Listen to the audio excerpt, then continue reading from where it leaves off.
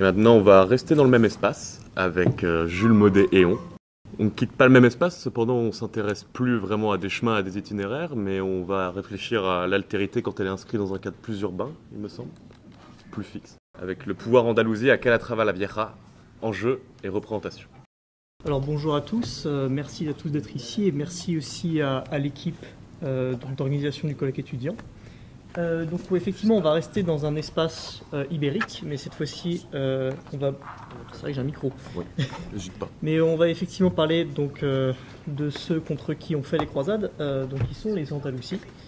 Alors déjà dans le terme, alors je n'ai pas écrit là, mais le thème c'est le pouvoir Andalousie à Calatrava la Vieja.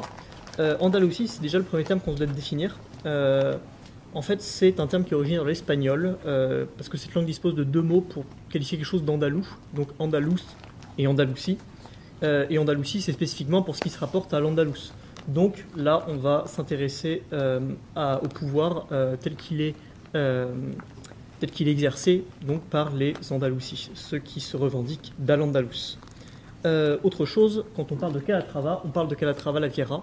Calatrava la Nueva existe aussi, mais quand on dit Calatrava ici, on va s'intéresser à Calatrava la Vieja. Je parle bien.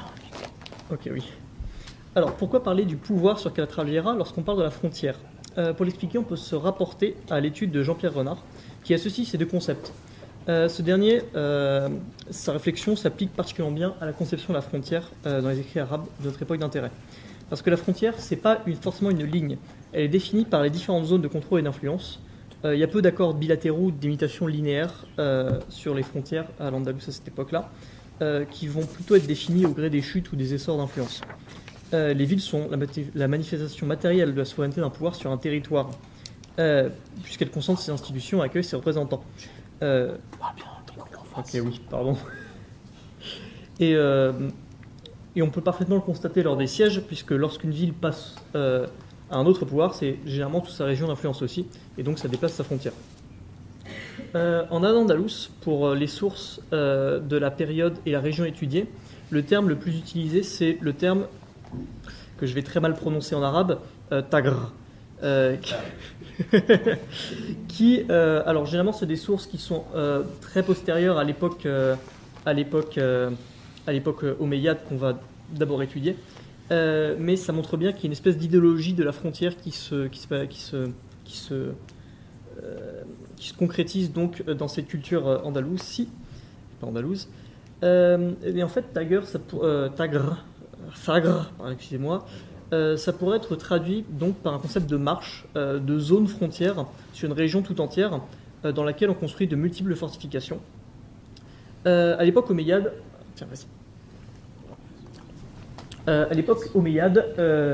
il existe 3 grandes zones de marche, donc qui sont des zones administratives. Donc c'est le marche inférieure, marche moyenne et marche supérieure qu'on peut voir ici. Elles sont adjacentes au royaume chrétien du Nord et elles séparent en fait dans cette culture Andalousie le Dar al-Islam, donc le domaine sous contrôle des musulmans et puis les infidèles. Mais elles ont néanmoins une défense en grande profondeur et englobent des zones un petit peu extérieures au pouvoir et surtout rebelles comme la ville de Tolède. Thagr, ça va aussi être un terme qui va être utilisé pendant les périodes des dynasties berbères, où là aussi elle va désigner un réseau de forteresses et de cités fortifiées, donc dans une zone à la frontière, qui nécessite donc de multiples sièges en cas de tentative de brèche, en théorie. Calatrava est donc perçue comme un centre de pouvoir à la frontière et va être exposée aux enjeux propres donc à ces frontières, notamment l'investissement des pouvoirs qui cherchent à les garantir. Alors Calatrava, elle existe au 8e siècle, selon la chronique d'Ibn al-Athir. Elle est probablement établie par les Omeyyades de Cordoue, nouvellement indépendants. Les terres sont fraîchement conquises et le pouvoir est encore instable. Elle n'est conçue par l'émir au départ que comme une fortification, mais elle est déjà associée à un centre de peuplement, comme on peut le voir avec des fondations de portes de ville au sud du talus. Voilà, donc là c'est le talus, à l'ouest, et en fait il y a la fortification principale, le siège du pouvoir et tout, qui se trouve à l'est, et qu'on va appeler Alcázar. Son rôle principal, en fait, à l'époque, est le contrôle de l'axe entre Cordoue et Tolède, un rôle qu'elle gardera tout au long de l'époque omeyyade. On peut être tenter de voir en fait entre les rapports entre Cordoue et Tolède, Cordoue qui est le centre du pouvoir omeyyade et Tolède qui est l'ancien centre de pouvoir du royaume wisigoth, ainsi qu'un endroit où se tenaient les conciles du royaume wisigoth. Donc on pourrait tenter de voir une rivalité qui est religieuse. Cependant, la situation est plus complexe, puisque Tolède va montrer des traces d'arabisation, va accueillir des colons, des berbères qui vont s'y installer. Aussi, en fait, les élites d'origine arabe, elles ont tendance à dénigrer donc les gens qui ne sont pas de lignée arabe, bien qu'ils soient possiblement musulmans. Et ce, malgré la conversion de certains à l'islam. Les soldats berbères, donc qui forment à 711 le gros la force d'invasion, il reste une force majeure du pouvoir et donc vont avoir une grande influence. Et ils sont à Tolède. D'ailleurs, c'est justement eux, alors un contingent de Tolédans, mais accompagné par des berbères, qui rasent en fait cette première fortification primaire de Calatrava la Vieja en 853. Alors la première fortification, elle est humble, mais elle est reconstruite aussitôt, avec une grosse extension de la structure d'origine. La structure d'origine, on la voit, elle est en vert, et l'extension, immédiatement après sa reconstruction, elle est en violet, qui va incorporer donc des structures défensives et hydrauliques développées, donc par exemple l'installation de nouvelles tours modernes, et aussi de 2 corachas, des systèmes d'alimentation en eau, donc du Guadiana au nord, puisque le Guadiana coule au nord. On peut les voir, ces deux corachas qui vont vers le fleuve. Cette extension est aussi pourvue d'un symbole de pouvoir important, c'est la grande porte qui est flanquée de 2 tours carrées. Qui est un vestige emblématique du site. Elle reprend des codes de fortification symboliques des Omeyyades de Syrie, et il s'agit donc de marquer le pouvoir des Omeyyades d'Al-Andalus sur le site en affirmant une continuité avec le califat Omeyyade d'Al-Andalus et continuité avec les Omeyyades de Syrie. Suite à la reconstruction de la forteresse, Calatrava a aussi changé de statut vis-à-vis de Cordoue et de l'émir. Calatrava, au départ, elle est considérée comme un Kalat, donc ça se retrouve dans le toponyme, mais elle est mentionnée plusieurs fois dans les chroniques par la suite comme un Isen et comme une Madina. Quel changement ça entraîne? Alors ces termes ils restent flous, il y a encore beaucoup de débats sur leur signification. Néanmoins, à partir des écrits du géographe Yaqut al-Amawi, Miguel Ángel Herva Ferrara, dans sa thèse, va imputer cette évolution à un nouveau statut juridique par rapport à Cordoue. Un Kalat, en fait, serait la propriété héréditaire d'une lignée, tandis qu'un Isen serait une forteresse qui contient une garnison permanente aux ordres du pouvoir central. Madina, quant à lui, désigne plutôt des villes, les murailles ou même une zone d'influence tout autour. Donc cette évolution du terme traduit donc une prise de contrôle directe du pouvoir central sur Calatrava, mais aussi de son affirmation en tant que ville. Les gouverneurs sont des représentants directs du calife puis de l'émir. Ils sont nommés directement, généralement parmi ses fidèles. Ces derniers sont investis du pouvoir au nom de l'émir puis du calife et peuvent être nommés sur des durées très diverses et sur des zones qui varient. Alors c'est sans doute la raison pour laquelle dans les écrits, lors de cette première période omeyyade, on ne sait pas vraiment si Calatrava est rattachée à Tolède ou si elle est indépendante. C'est sûrement parce qu'en fait, l'animation des gouverneurs peuvent soit inclure Calatrava dans l'influence de Tolède ou pas du tout. Ce qui est sûr, c'est que à la période califale, donc à partir du Xe siècle, Calatrava va systématiquement avoir des gouverneurs qui y sont attribués et qui sont dans une rotation très courte et constante, généralement de 1 à 3 ans. Et en fait, ça permet d'éviter la corruption ainsi que la constitution de réseaux partisans qui pourraient se substituer à l'autorité du calife. Donc ça permet de garantir la loyauté. La ville devient ainsi la pierre angulaire du contrôle amiral sur toute la région, puisque en Al-Andalus, c'est à partir des grands centres urbains que l'on exerce le pouvoir. Cette prise en importance de la ville va aussi entraîner un grand développement démographique, avec l'installation de faubourgs et aussi de la muraille actuelle qu'on peut voir, si tu peux retourner. Voilà, la grande muraille orange, tout autour du site. Calatrava va aussi du coup remplacer l'ancien chef-lieu de la région qui était Oretum, qui était lui par contre le chef-lieu à l'époque Visigoth. Et voilà, maintenant c'est Calatrava. Alors, le califat, il vacille déjà à la fin du Xe siècle. Le calife Al-Hakam II meurt en 976 et laisse un héritier, Hicham II, qui est mineur. Alors, le califat, généralement, il se maintient grâce à une balance compliquée de beaucoup de factions. Donc, on a nommé les Berbères, on peut nommer aussi les Sakalibas, qui sont des esclaves d'origine européenne. On peut aussi nommer les Mouladis, donc qui sont des locaux qui sont convertis à l'islam. Là, du coup... Ok, d'accord, il faut que je me dépêche. Mais là, du coup, cette balance, vu qu'il n'y a plus un homme fort qui la maintient, ça vacille, mais la stabilité est maintenue par le vizir du palais qui est Almansor, qui va donc régner encore pendant 30 ans. Mais cependant, à sa mort, Hicham II va reprendre son pouvoir et va faire un acte assez impopulaire, c'est qu'il va nommer un des fils d'Almansor comme son successeur au calife. Donc c'est extrêmement mal vu. Profitant d'une campagne du dit successeur en Castille, et bien en fait la noblesse va le renverser. Ce successeur qui s'appelle Abdelrahman va être appelé donc à Cordoue pour mater cette rébellion et il va s'arrêter à Calatrava. Et lors de cet épisode, en fait, il va exiger des serments de fidélité de la part des chefs de son armée, assumant de fait la charge du pouvoir califal puisque c'est Ibn Idari, va remarquer que les serments de fidélité sont faits directement à lui et pas à l'autorité et pas au nom du calife qu'il est normalement censé représenter. Alors cependant, cet historien va aussi dépeindre un portrait très négatif du personnage qui va l'accuser de façon plus fréquente de nombreux vices, dont un desquels pourrait être l'usurpation du pouvoir califal. La guerre civile qui va suivre va être appelée la Fitna, donc elle va commencer en 1111 et va fracturer le pays en une multitude de petits royaumes qui vont s'appeler les taïfas. Ça va donc créer autour de Calatrava de nouvelles frontières, à la fois intérieures à l'Andalous le pays, mais extérieures entre ces petits États émergents. D'abord, Calatrava va être assujetti aux prétendants amoudites de Cordoue. Calatrava est gouverné au nom de celui-ci par un esclave soldat d'origine européenne nommé Tsouaïr, qui est donc un de ces Sakalibas dont on parlait juste avant. Par ce choix de gouverneur à Calatrava, il s'agit de s'attirer le soutien de ce groupe très puissant. Tsouaïr est une figure notable de cette période de la division du pays, puisqu'après la mort de ce prétendant, il va quitter Calatrava, on va le retrouver à régner sur la taïfa d'Almeria. Malgré son importance stratégique au milieu de nouvelles frontières, Calatrava n'a jamais formellement déclaré sa souveraineté. Le pouvoir est alors exercé par les gouverneurs des chefs locaux, parce que pouvoir proclamer un pouvoir souverain comporte des risques, car dans la conception du pouvoir du monde musulman à cette époque-là, on règne grâce à l'autorisation du chef des musulmans, le calife. Sauf qu'il n'y a plus de califat, donc la population, elle n'aime pas vraiment lorsque quelqu'un qui n'a aucune légitimité va s'en proclamer une. Cette crise du pouvoir et donc de légitimité va se manifester notamment dans l'épisode du faux Hicham II, qu'on retrouve dans les écrits d'Al-Nouairi ou dans la chronique d'Ibn al-Athir, puisqu'en 1035, un homme qui ressemble fortement au défunt calife, qui réside à Calatrava, qui est un nattier, va être intronisé comme tel, comme étant le vrai Hicham II, par le roi du taïfa de Séville. Alors évidemment, c'est une supercherie grossière, puisque le nattier est beaucoup plus jeune que l'aurait dû l'être le vrai calife Hicham II, mais curieusement non, c'est que le roi de Séville va s'en servir pour légitimer son pouvoir, puisqu'il va régner en son nom, et en fait les taïfas vont même reconnaître le faux Hicham II.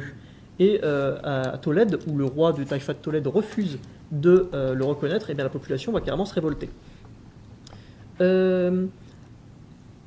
Entre soumission vassalique et simple alliance avec ses voisins, Calatrava semble à cette période se tailler une très large autonomie et va fréquemment changer d'allégeance au gré des événements et des changements de dirigeants. En effet, les traces archéologiques semblent pointer vers l'apparition d'un gouvernement qui se conçoit autonome. Des travaux sont entrepris dans Alcazar à cette époque, dont l'imposante salle d'audience. Voilà, l'imposante salle d'audience qu'on peut voir ici. Cette salle est large, elle est ornementale et elle aurait pu servir donc à d'un lieu d'exercice du pouvoir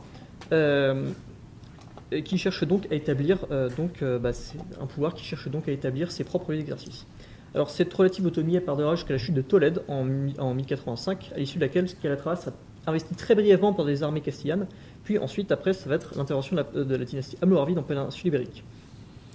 Donc c'est en 1091 que Calatrava passe sous le pouvoir almoravide. Ces derniers sont originaires du Maroc et interviennent en péninsule ibérique après la prise de Tolède par les Castillans. Et après, ils vont soumettre les taïfas les uns après les autres. Le pays d'Al-Andalus se retrouve unifié, mais avec l'extension de la Castille, la route entre Tolède et Cordoue que Calatrava défend se retrouve à présent le théâtre d'affrontements entre Marocains et Castillans. Donc entre les monts de Tolède et la Sierra Morena, c'est la région de la Manche, se met en place une espèce de zone de frontière qui est constellée de fortifications chrétiennes et musulmanes et qui sont fréquemment traversées par des expéditions et troupes de raids.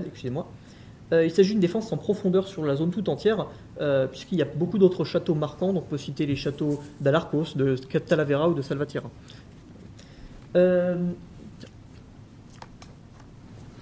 Alors à cette époque-là, c'est Youssouf ibn Tafshin qui est Tashfin, qui est le roi des Almoravides, et à qui on attribue ce petit poème. Dans ce poème, il s'agit d'une comparaison du pays d'Al-Andalus à un aigle. Calatrava serait le bec de l'oiseau et donc probablement présenté comme un outil offensif. L'inclusion de Tolède dans cette métaphore peut sembler étrange au premier abord, mais il ne faut quand même pas oublier que Youssouf ibn Tafshin, c'est quelqu'un qui interagit suite à la prise de Tolède par les Castillans, qu'avant c'était un taïfa, que c'est lui qui soumet d'ailleurs les taïfas, et que lorsqu'il meurt, ça fait 20 ans au maximum que Tolède est tombé aux mains des Castillans. Donc, il y a vraiment un esprit de vouloir reprendre Tolède, puisque elle est vue comme une partie intégrante d'Al-Andalus. Et de fait, donc, des expéditions sont régulièrement lancées depuis Calatrava par les sultans almoravides. Alors, le gouverneur de Calatrava, pendant la majeure partie de cette présence almoravide, il est nommé dans les sources chrétiennes, mais pas dans les sources arabes, comme un certain Farax. Alors, les sources chrétiennes qu'il mentionne, c'est la chronique de l'empereur Alphonse et les annales tolédanes, mais qui sont soit écrites de façon contemporaine, soit basées sur des sources qui sont, elles, contemporaines. Donc, il est probable qu'il ait existé. Et on lui attribue le titre d'Al-Qaïd en espagnol, d'Al-Gaïd en latin, puisqu'elles sont la chronique de l'empereur Alphonse est écrite en latin, et ça correspond à un titre arabe, le titre de Qaïd, qui signifie chef ou commandant, mais qui peut aussi parfois avoir des charges gouvernementales. Dans la chronique de l'empereur Alphonse, la ville de Calatrava et son territoire alentour est définie comme le fief de ce Farax, qui va servir de division administrative pour la distribution des terres après la conquête de la ville. Donc il est donc probable que ce personnage identifié dans les sources castillanes ait occupé d'abord un rôle de chef de guerre, menant les troupes contre les armées chrétiennes, mais aussi affecté l'administration de Calatrava ou le sultan. Les Almoravides sont ensuite renversés par les Almohades au Maroc, après leur défaite successive en Afrique et la mort de leur souverain sur le champ de bataille. Leur domination sur Al-Andalus s'effondre et des nouveaux taïfas se forment. Donc la Castille en profite pour assiéger et prendre Calatrava. Donc là on peut voir c'est une carte de cette époque-là. Il va y avoir une relative période, dont on ne va pas pouvoir parler pour rester concis, mais de prise de contrôle de la Castille sur Calatrava et l'installation, d'abord des Templiers. Tu peux y aller. D'abord des Templiers et puis ensuite de l'ordre de Calatrava, dont on ne peut pas parler ici pour rester concis. Donc après de nombreuses années de raids et de sièges indéfis contre la Castille, c'est finalement la bataille d'Alarcos en 1195 qui permet de faire pencher le statu quo en la faveur des Almohades. Et donc ils reprennent Calatrava et à la suite de ces batailles, et ils reprennent aussi les châteaux d'Alarcos, mais aussi de Caracuel ou encore de Malagón, qui sont toutes des forteresses qui se situent dans cette région de la Mancha, et ça permet aux Almohades de rétablir ce glacis qui avait été jadis installé par les Almoravides, ainsi que d'affaiblir la défense de Tolède. Ce pouvoir a créé ce système de défense. Les Almoravides, pendant leur domination, vont effectuer de grosses améliorations de la forteresse, avec l'édification d'avant-murs sur la Médina et l'Alcazar, on peut les voir ici, et les avant-murs sur la Médina, donc la ville fortifiée, on peut les voir sur cette reconstitution en 3 dimensions. Malgré ce rôle militaire très assumé, Calatrava reste aussi une ville. Ainsi, elle est repeuplée suite à la suite des précédents habitants, qui étaient eux implantés par les chrétiens. Et Calatrava reste un foyer d'activité économique majeure, et le pouvoir almohade compte bien conserver ses nombreuses sources de revenus. De nombreux indices archéologiques montrent un gros développement démographique à cette époque-là, et c'est de cette période dont on dispose les plus importantes traces urbanistiques dans la Médina. Dans celle-ci, justement, on peut voir l'apparition de maisons spacieuses, voire luxueuses, qui se construisent, ce qui prouve l'implantation d'une classe aisée qui génère des profits financiers. Pendant les 17 années de règne almohade sur la ville, un certain Ibn Qadis la gouverne. Il est mentionné dans les sources arabes et il est décrit comme un grand guerrier très populaire parmi les locaux, lui-même étant originaire de Cadix, donc c'est un Andalousie. C'est un véritable signe de ralliement pour ses coreligionnaires suite à ses nombreux raids victorieux sur la Castille. Mais au-delà des compétences guerrières du personnage, les récits de la reddition de Calatrava en 1212, nous fournissent d'autres indices sur les vraies raisons de sa présence dans cette ville. Puisqu'en 1212, les Castillans assiègent la cité, et Ibn Qadis, doutant de pouvoir tenir la place jusqu'à l'arrivée des secours, négocie les termes d'une reddition, pacifique, donc qui lui permet de garder la vie sauve à lui et ses habitants, ainsi que la garnison. L'historien Ibn Abissar nous informe que lorsque le gouverneur retourne auprès de son maître, il est exécuté pour s'être rendu, lui et sa forteresse, à l'ennemi qui approche. Donc une partie des commandants andalousis qui sont indignés défectent en fait de l'armée suite à l'événement, alors que le calife almohade marche vers la bataille de Las Navas de Tolosas, qui est un désastre d'ailleurs pour lui. Au-delà d'un témoignage de l'importance de Calatrava dans le maintien de la zone de frontière, il s'agit aussi d'un aveu de faiblesse du contrôle almohade sur Al-Andalus. Puisque les Almohades sont une dynastie berbère qui applique une doctrine religieuse particulière. Ok.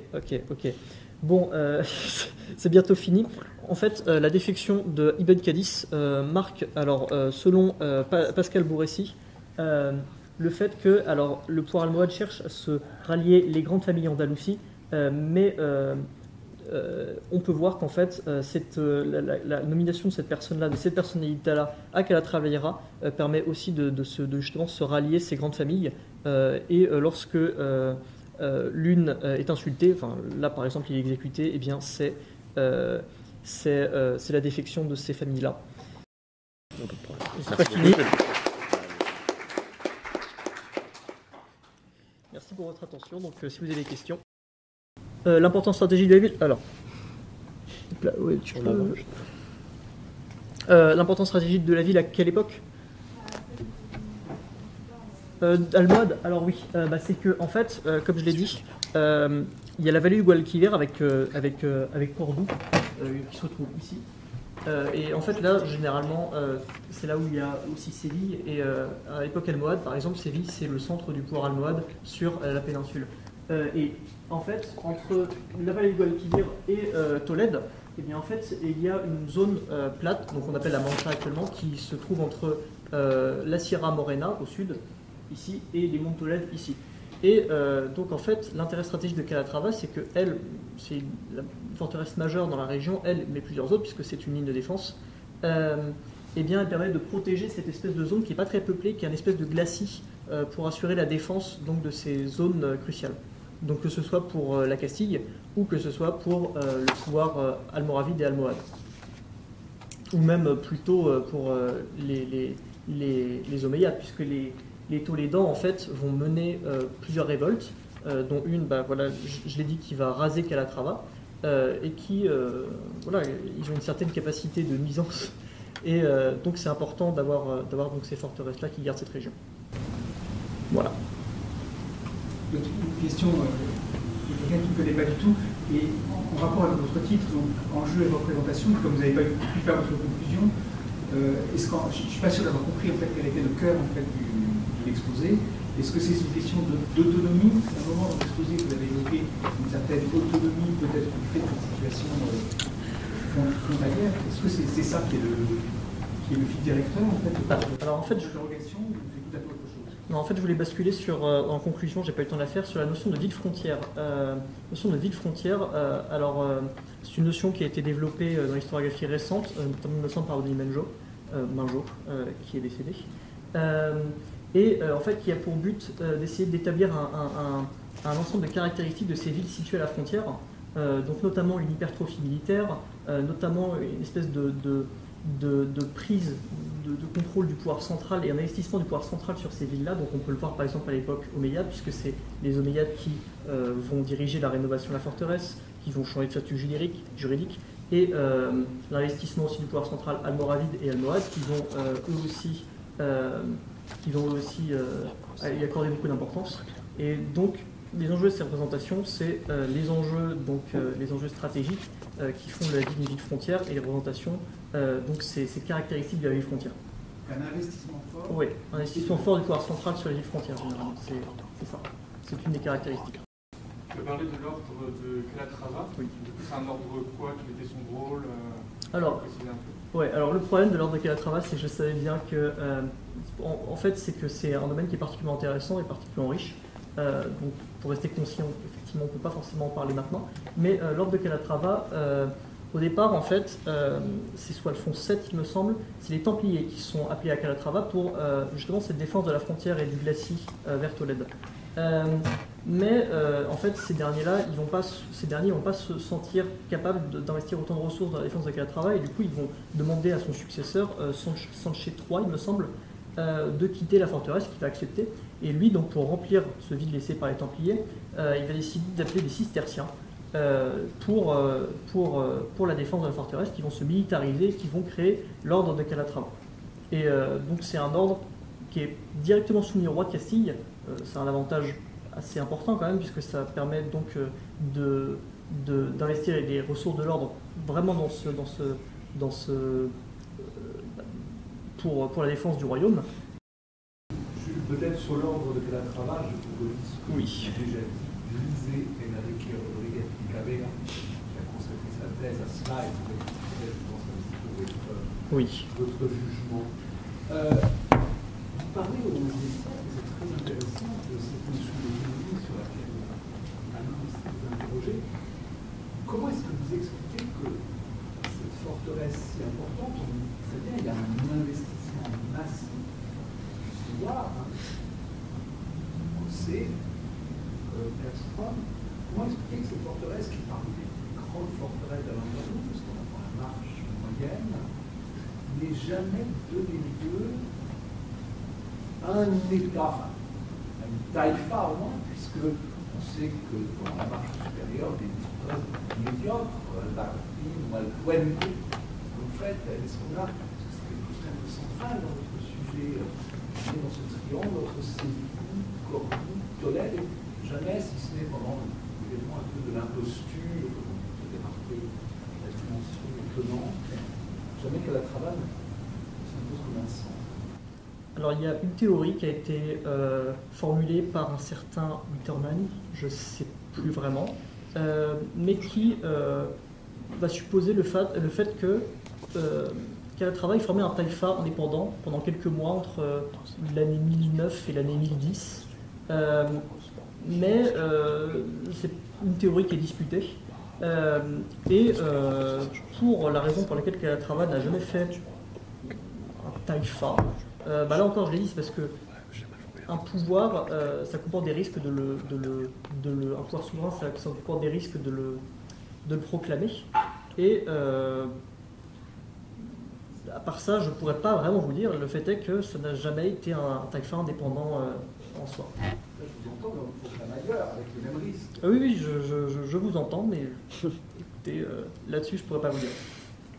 Mais c'est quand même une ville qui reste importante, puisque les taïfas de Séville, de Tolède, de Cordoue vont se la disputer, donc peut-être aussi ça. Très bon. Merci à tous. Beaucoup, Jules. Merci beaucoup.